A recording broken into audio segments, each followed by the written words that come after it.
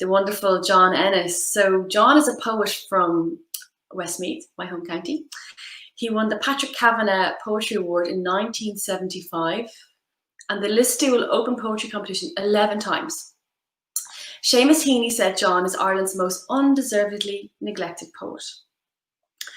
He has been a Her Story godfather and advisor since the beginning, and we are so grateful for your support and wisdom, John. He's going to be reading a few poems, one about the birth of his daughter, Therese, and one on the birth of his daughter, or her daughter rather, his granddaughter, Lucy, and one about Mullingar author Josephine Hart. I haven't heard this poem before, and she was a big inspiration for Her Story, so I'm looking forward to talking to John. John, how are you? Happy Father's Day. Yeah, thanks very much, Melanie. Great to see you. Yeah, good to see you as well, and hi, Kathleen as well. Are you having a nice Father's Day? Oh, very nice. Yeah, very nice. Yeah, lots of calls. You spent some time with your son and your grandchildren as well. One of my sons with me here. Yeah. Needs help with technical issues, if there are any. Hopefully not. No, fine. Yeah. Great. Okay, John. So tell me, why did you get involved in Her Story? Sorry. Yeah. Thanks for the chance first to share my few thoughts on Melanie's brainchild, Her Story. I first became aware of Her Story when I read an interview Westmeath Arts Officer Miriam Mulrennan had with Melanie for the Westmeath Examiner way back in 2016. The article concluded with Melanie's mobile, which I phoned as the Embryo Project, interested me. The rediscovery of Irish women either largely forgotten in or brainwashed from the national society, as well as a continuing need for the self-empowerment of women still denied basic rights in our society. As it happened, there were also the concerns of a book I was then writing, Eurydice 29, is it here? And that was to be published in late 2016. I met Melanie and she was persuasive. I offered the proceeds of the sales of my book to help lift off Her Story. Eurydice 29, by the title. Eurydice herself has survived for thousands of years in the male shadow of the legendary Orpheus. In my Eurydice's musical voice is dominant. Orpheus hasn't a note in his head. Eurydice at 29, she never ages. She is the eternal feminine. As regards my work life, I worked as Head of Humanities and Waterford Institute of Technology, and gender balance and leadership and management roles for course directors became a core concern of mine in my later years in school. I achieved a 53% gender balance before my retirement in 2009, the 3% extra going to women. In our place out at Knockeen, Anne, my wife, and I wanted all our kids, we wanted all our kids to achieve their potential. And theirs was the unfettered freedom to decide their futures. We stressed to them that education was key to realizing their dreams. Our eldest daughter, Therese, is giving her own independent take on this. The first poem I read is called The Birth of Lucy. That's third child to Therese and Adrian out in Thaha. Up in Westmeath myself, I've been waiting for news of the birth all day. Watching movies in the early January night. When the news arrived, and then the poem. The poem refers to florist chiffons in Mullingar. So, on the birth of Lucy. For Therese and Lucy, 16th of January 2014. The lone hawthorns are silhouetted in nocturnal fields, and there's a full moon tonight, its face well haloed in the mist. 18 hours now since Adrian called you Lucy, forcing your way down and out into daybreak. Your mother, exhausted, sleeps in 18 postnatal. After you, and the customary first day of visitors who she like, pat her on, greet the post-fetal face. Yourself unique in the cot beside your bed. At odds and chores all day way up Midland country, I take a walk alone round mile midnight on the glowing coals, the crossing master and commander down, and 3 full glasses, walk the heady avenue, with all the tall trees, for each one's taller than the other. A few I fear they may yet crash down by dint of storm, yet so interlinked with their branches and their boughs, gales will have a tough time of it, if gales have a mind to, ever felling them. So I yearn, may it be so with you, Lucy, for whom on the morrow and Therese I bring flowers, Antoinettes and chieffins. Salute two brave souls, 9 months over, as I walk back, top up what's in the ashy stove, write of you with love. So poem for Lucy. With the next poem then, we move back to Waterford, and the poem Birth at Airmount in the book Dolman Hill.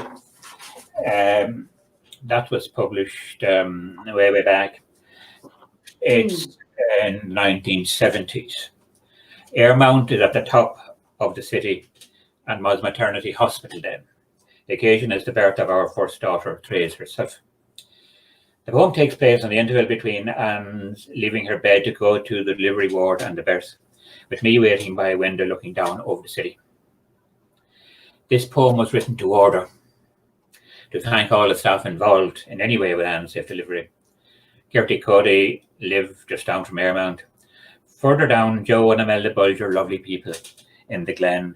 I lodged with them when I first arrived in Waterford. Birth at Airmount for Anne. You've left me now. Hot foot, I'm told to stay put. From your second floor maternity window, I see and do not see silence brooding across old corporation houses, smoky chimney pot, 2nd of June, Congress Place.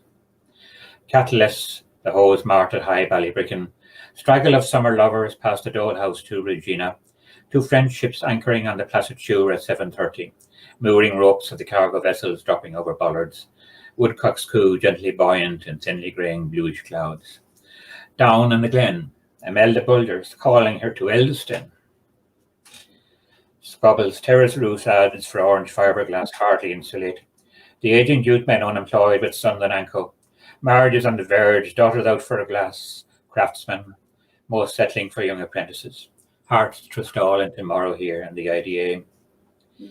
Woodcock and its twilight over gardens are hanging in delicate imbalance. A magnolia blooms across from Cody's. Love assortment of voices, if love means to feed, clothe, see red, soothe the toothache when the black licorice hits the nerve. Love rummaging the minor memorabilia of a summer's day, squads of after-supper 3s to 10s to 17s on chalk pavements. No ground for sport, bed, kitchen. Mother tried to gas family one cold Sunday morning, facing a big table. The sun was loitering in the east. That terrible Sunday attempted its first frail kicks in your womb. The minutes are taking their deadly time. 1 o'clock on, I've watched anatomy of pain, drip pethidine, blood oozing. My palms, polished with a constant friction, shine like the corridor's parquet flooring. Tidy small of your back's an old washing board. Venus, a shorn mound of swollen rending flesh. Cries like raw bile topped up your silky throat. Minute by minute savagery. Verse is a cold travesty. Did force you. Drooped in a wheelchair, you were whisked to the delivery couch. I'm ready. On a hospital cherry, a blackbird blossoms into late June. Congress Place intrudes, swells, ebbs round your June bed. 7:40 p.m. If to your expulsive travail my ears a fetal stethoscope, I praise those correctly with ergometron who must hourly cope. Vanula, Barbara, Eileen, Joan, Kathleen, thanks. Gallagher, the doctor, easing the baby out safely, thanks. Miss Egghead, in an inkling, sits on your diaphragm, to whom I'm a blur or nothing at all. She swaddled, warm to touch. If I say she has my dead father's face, who knows? Yours truly of all that agony bears not a trace. With the last poem then, we move back to Westmeath again. Last poem is entitled Live Life Magnificently. And the poem to honour a deceased writer from Mullingar, Josephine Hart. And the motto of the title, She Lived By. Josephine herself survived a traumatic adolescence with family loss. I shared a seat in St. Mary's CBS with her brother Owen for a year. His name occurs in the poem as does that of her partner, Maurice Satchley. Largely self-educated, Josephine was obsessed in her work with the twin forces of existence, Eros, love, and Thanatos, death. Her devotion to Eros and her refusal ever to party with death. This poem concludes my selected poems 2000-2020, due out from Book Hub Athenry later this summer. That is the a rough of the cover of the selected. Congratulations, John. Sorry? Congratulations. I'm looking forward to getting a copy.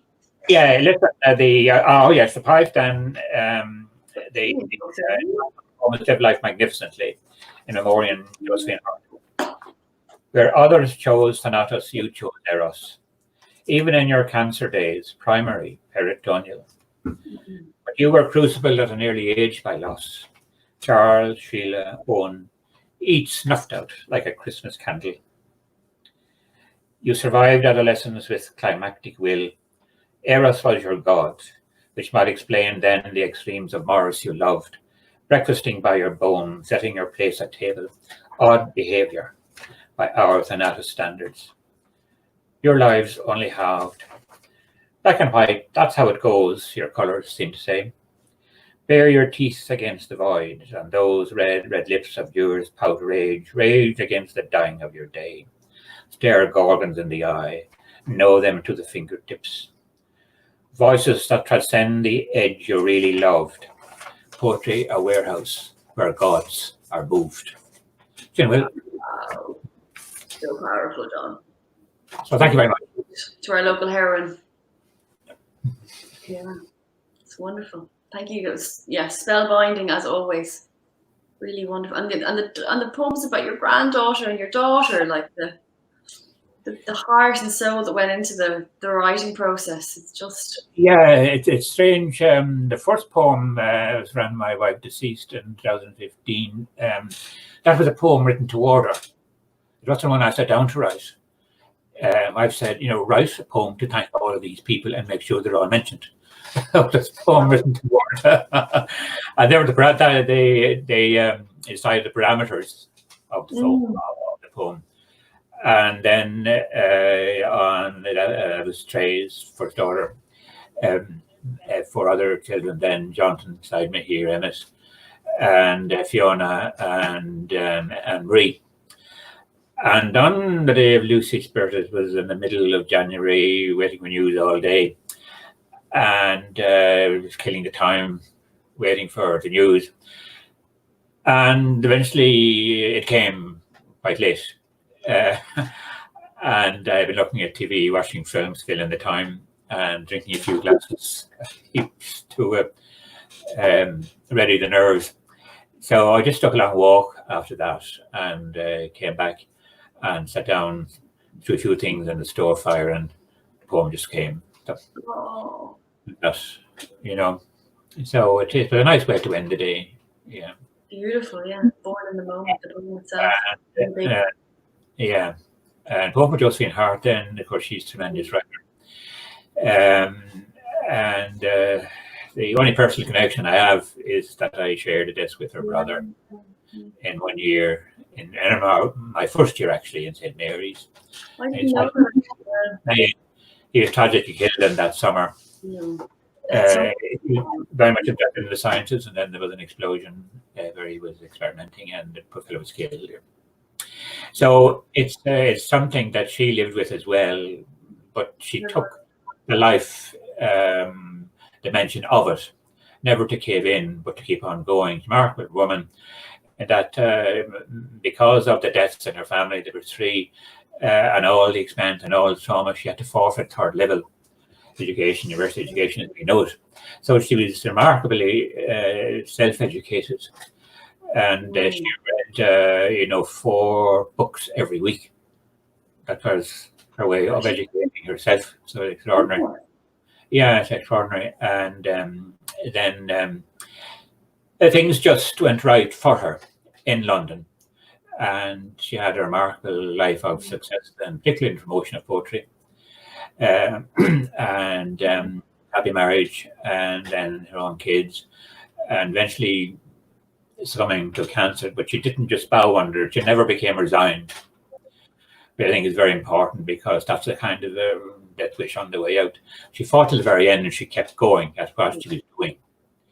You know, in a way, she reminds me of Ellen O'Brien, who in her 90s, you know, suffering from cancer, but every day she goes for chemo and then just continues on with her work. So it's that great indomitable spirit that I was celebrating in the poem, in that case, Josephine.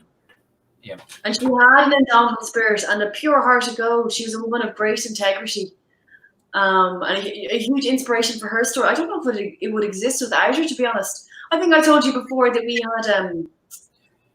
had a wonderful series of poetry therapy workshops as part of the Heart of Ireland Festival. Yes. And we invited Eleanor Carter, who was the director of the Josephine Hart Poetry Hour at the time. She came over to Mullingar and she gave the workshops. And we went actually to presentation in senior school where Josephine went to school. And the children had never heard of her name, but they could tell me what Kim Kardashian had for breakfast that morning. So that was a big trigger for her story. And then a few months later, her home was bulldozed down, her family home, and it was turned into a car park. And there's been no efforts to commemorate her yet, as of yet, in Westmeath County.